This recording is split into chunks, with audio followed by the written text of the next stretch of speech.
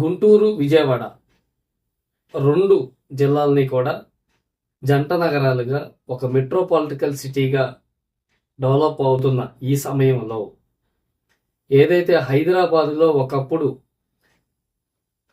లో కాస్ట్లో ఇన్వెస్ట్మెంట్ చేసిన ప్రతి ఒక్కరూ కూడా హైలీ ప్రాఫిట్ని పొంది ఉన్నారో, ఏదైతే కొండాపూరు, మాదికొండ, కోకాపేట, రీసెంట్గా మనం చూసిన రాయదుర్గం ఇలాంటి ఏరియాలో ఎకరం 100 కోట్లు, ఎకరం 177 కోట్ల రూపాయలు అలాంటి హైలీ అప్రిషియేషన్ వచ్చిన ఇలాంటి న్యూస్ విన్న తర్వాత కూడా మరి ఇప్పుడు ఇన్వెస్ట్మెంట్ చేయడానికి ఒక మెట్రోపాలిటికల్ సిటీగా డెవలప్ అవుతున్న మనకు దగ్గరలో ఉన్న ప్రాంతం ఏదైనా ఉంది అంటే అది విజయవాడ క్యాపిటల్ మాత్రమే.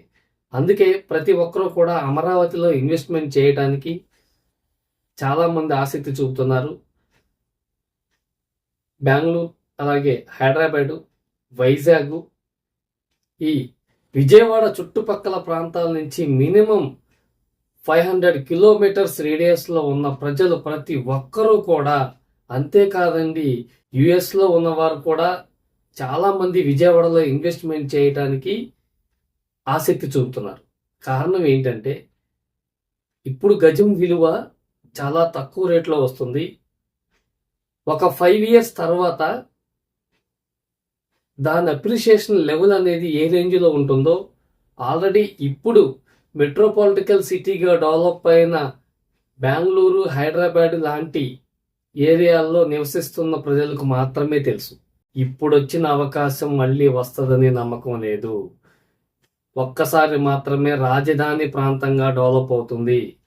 కాబట్టి ఈ సమయంలోనే రేటులు ఏదైతే మన ధరలు తక్కువ ఉన్న సమయంలోనే ఇన్వెస్ట్మెంట్ చేసుకుని అప్రిషియేషన్ లెవెల్ ఎక్కువగా వచ్చే తర్వాత మనం కనుక సేల్ చేసుకుంటే మనకి మన పిల్లల భవిష్యత్తుకి చాలా ఉపయోగకరంగా ఉంటుంది.